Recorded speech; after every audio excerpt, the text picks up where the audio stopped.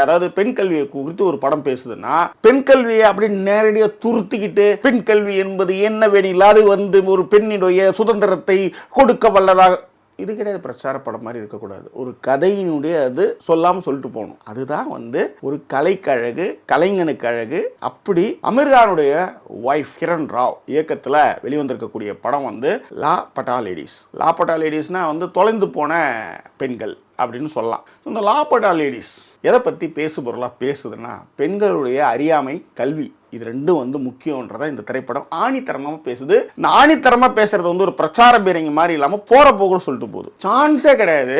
இந்த மொத்தமே இந்த 6-7 கேரக்டரை வச்சுக்கிட்டு நம்மளை வயிறு குலுங்க சிரிக்க வச்சது மட்டும் கிடையாது, நம்மளை நிறைய விஷயங்களை இந்த படம் பேச வைக்குது. இந்த படம் யோசிக்க வைக்குது. அவசியம் குடும்பத்தில் இருக்க அத்தனை பேரும் பார்க்க வேண்டிய படம். பெண் கல்வி எவ்வளவு முக்கியம் அப்படின்றது ஒரு விஷயம். இந்த மனிதத்தை இந்த திரைப்படம் நிறைய பேசியிருக்கு.